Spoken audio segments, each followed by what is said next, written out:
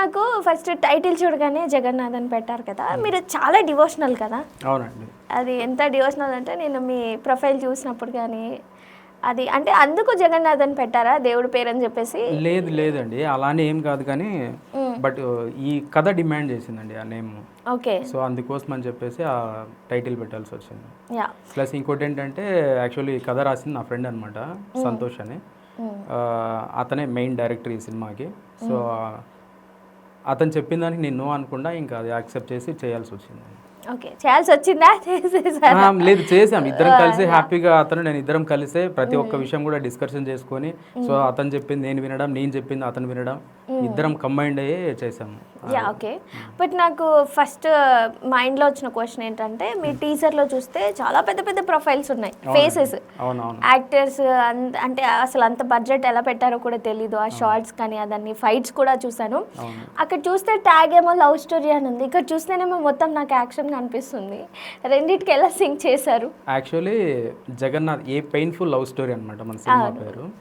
So actually ప్రతి ఒక్క ఇప్పుడు చిన్న ఎగ్జాంపుల్ లవ్ స్టోరీ అయినా లేకపోతే ఫ్యామిలీ స్టోరీ అయినా అందులో 100% యాక్షన్ ఇంక్లూడ్ అయ్యి ఉంటుంది.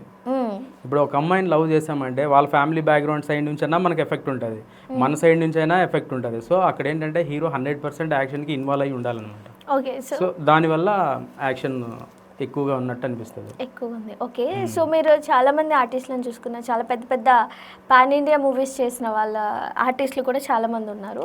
సో అంటే ప్రమోషన్లో వాళ్ళు ఏమైనా ఇన్వాల్వ్ అవుతున్నారా? యాక్చువల్లీ అందరికి అడిగామండి. ఇప్పుడు చిన్న ఎగ్జాంపుల్ మన సినిమాలో బాహుబలి ప్రభాకర్ గారు ఉన్నారు, అజయ్ గారు ఉన్నారు, సత్యప్రకాష్ గారు, సమ్మెడ్ గాంధీ గారు, వీళ్ళ చాలా మంది ఉన్నారు. నిత్యశ్రీ కావచ్చు, ఇంకా మన హీరోయిన్స్ కావచ్చు, వీళ్ళందరూ చాలా మంది ఉన్నారు. నేను అందరికి కాల్ చేశాను, ఇట్లా సో అండ్ సో మనది December 19th రిలీజ్ ఉందండి, సో మీ అందరి సపోర్ట్ కావాలి, బ్లెస్సింగ్స్ కావాలి, ఎందుకంటే వాళ్ళు పెద్దవాళ్ళు కదా. సో అందుకోసం వాళ్ళు వస్తే నా సినిమాకి కూడా ప్లస్ అవుద్ది.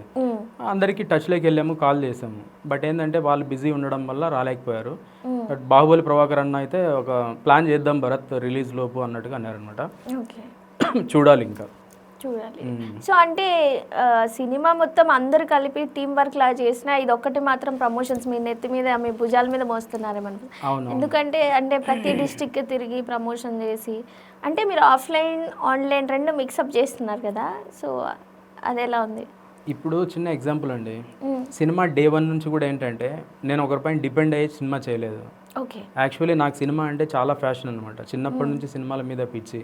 సో అందుకోసం అని చెప్పేసి నాకు ఇదైతే ఇప్పుడు నేను ఓన్గా కష్టపడుతున్నా, ఒకనే కష్టపడుతున్నా, అన్నీ చేస్తున్నా, కాకపోతే నాకు అది కష్టంగా లేదు. ఎందుకంటే నేను చాలా ఇష్టంతో, సినిమా మీద అభిమానంతో, సినిమా అంటే ప్రేమతో, పిచ్చితో నేను ఈ వర్క్స్ అన్నీ చేసుకుంటున్నాను. కాబట్టి నాకు ఏది బర్డన్ అనిపించట్లేదు. ఎవరు మనతో ఉన్నా లేకపోయినా 100% ఇది నా సినిమా. జగన్నాథ్ అనే సినిమా ఏంటంటే దాదాపు 150 నుంచి 200 మంది కొత్త వాళ్ళకు అవకాశం ఇచ్చాం మనం. వాళ్ళందరూ కూడా మంచిగా సపోర్ట్ చేస్తున్నారు. కాకపోతే ఏంటంటే ఇప్పుడు పెద్ద పెద్ద టెక్నీషియన్స్, పెద్ద పెద్ద ఆర్టిస్టులు ఉన్నారు కదా మన సినిమాలో, వాళ్ళు కూడా వచ్చి అట్లీస్ట్ ఏంటంటే మనం ఫోన్ చేసినప్పుడు రెస్పాండ్ అయ్యి ఒక బైట్ ఇచ్చి సో అండ్ సో ఇట్లా Jagannadh cinema December 19th release అవుతుంది, ప్రతి ఒక్కరు సినిమాని చూడండి, రాయలసీమ భరత్ అనే అబ్బాయి చాలా కష్టపడ్డాడు, సంతోష్ బాగా కష్టపడ్డాడు, సంథింగ్ ఆ టీం అందరూ చాలా వాళ్ళకి తెలుసు ఆల్రెడీ. షూటింగ్ టైంలో కూడా మేము ఎంత కష్టపడ్డాము, ఎంత కష్టపడి మనం మీ సినిమా చేసామనేది కూడా ప్రతి ఒక్కటి వాళ్ళకి తెలుసు అనమాట. సో అలాంటప్పుడు వాళ్ళు చిన్న సపోర్ట్ అండి, మనం ఏమి ఇంటర్వ్యూస్కి వచ్చి కూర్చోండి గంటలు గంటలు మాతో స్పెండ్ చేయడానికి కూడా మనం అడగట్లేదు. మనం అడిగేది ఒకటే, చిన్న సపోర్ట్. ఇప్పుడు మేము చిన్న చిన్న ప్రొడ్యూసర్స్, మమ్మల్ని నమ్మి నాతో పాటు ఒక 10 మంది ఉన్నారు డబ్బులు పెట్టిన వాళ్ళు. ఈవెన్ నా ఫ్యామిలీ కావచ్చు, నా అక్కలు, బావలు, మా అమ్మ, మా అన్న, నాతో పాటు వర్క్ చేసిన కొంతమంది కో ప్రొడ్యూసర్స్, లైన్ ప్రొడ్యూసర్ ఇట్లా ఉన్నారు కదా. సో వాళ్ళందరూ కూడా ఏంటంటే హ్యాపీగా ఫీల్ అవుతారు. మనం ఇప్పుడు చిన్న ఎగ్జాంపుల్ అండి, మీ డేట్స్ కోసం నేను వచ్చా, అప్పుడు మంచిగా మాట్లాడతారు అందరూ, మంచిగా సో అండ్ సో అప్పుడు చెప్తారనమాట ప్రతి ఒక్కరు. ప్రమోషన్స్కు సపోర్ట్ చేస్తాం సంథింగ్ అది ఇది అని చెప్పేసి స్టార్టింగ్లో అందరూ మాట్లాడతారనమాట. ఈవెన్ వన్స్ స్టార్ట్ అయిన తర్వాత, సినిమా మొత్తం కంప్లీట్ అయిపోయిన తర్వాత, ఈవెన్ ఈ ప్రాబ్లం నా ఒక్కడిది కాదు, ప్రతి ఒక్కరికి ఇదే సమస్య. చిన్న సినిమాలు, కొత్త ఆర్టిస్టులు అప్కమింగ్ అన్నప్పుడు ఏంటంటే ఎవరు సపోర్ట్ చేయట్లా, అది బాధ అనిపిస్తుంది. నిజంగా చాలా బాధ అనిపిస్తుంది. ఆ ఒక్క విషయంలో నిజంగా చాలా బాధ అనిపిస్తుంది. ఎందుకంటే ఇప్పుడు మేము ఇప్పుడు వాళ్ళందరూ ఉన్నారన్న హోప్తోనే కదా మేము కూడా ధైర్యంగా ఉంటాం. అరే ఇంతమంది ప్యాడింగ్ ఉన్నారు, అరే ఇంతమంది అదే ఆర్టిస్టులు ఉన్నారు, 100% మనకు సపోర్ట్ చేస్తారు అని అనుకొని మనం ఇంకా ధైర్యంగా ముందుకు మూవ్ అవుతాము. ఇలాంటి టైంలో రిలీజ్ టైంలో కూడా మీరు సపోర్ట్ చేయకపోతే అసలు మేము ఏమవ్వాలి చెప్పండి? మీరన్నీ ఇలా బయటకు వచ్చి మాట్లాడుతున్నారు కానీ బయటకు వచ్చి రాకుండా మాట్లాడలేని లోపల కుమిలిపోయే వాళ్ళు, అవి అక్కడే ఎక్కడ తీసిన గొంగడ అక్కడే వేసి పడేసిన వాళ్ళు, వీళ్ళని నమ్ముకున్న వాళ్ళు ఇంకా చాలామంది ఉన్నారు. నిజమండి, వాస్తవంగా చెప్తున్నా కదా. నేనైతే ప్రతి ఒక్కరికి నేను చెప్పేది ఒకటే అండి. ఈవెన్ ఇప్పుడు పెద్ద పెద్ద ఆర్టిస్టులు వీళ్ళందరూ షూట్లకు వస్తున్నారు, చేస్తున్నారు. ఈవెన్ మీకు ఒక విషయం చెప్పాలి, డబ్బింగ్ టైంలలో కూడా ఎంత సతాయిస్తారో తెలుసా? ఈవెన్ షూట్ కంప్లీట్ అయిపోయిన తర్వాత అంటే వీళ్ళు ఈ ఒక్క సినిమాలకే చేస్తారా లేదంటే?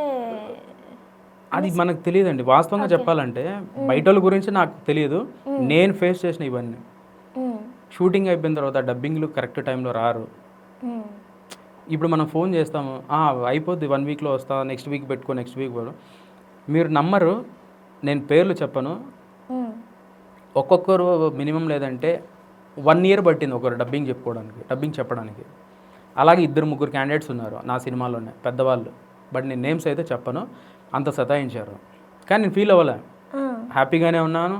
నేను ఒకటే అండి, ఈరోజు నేను కొత్తవాడిని కావచ్చు, ఈరోజు నాకు ఎవరు లేకపోవచ్చు, ఈరోజు నాకు బ్యాక్గ్రౌండ్ లేకపోవచ్చు, సపోర్ట్ లేకపోవచ్చు, కానీ నాదంటే ఒక రోజు వస్తుంది, ఆ రోజు నేను మాట్లాడాలని ఉన్నా అంతే.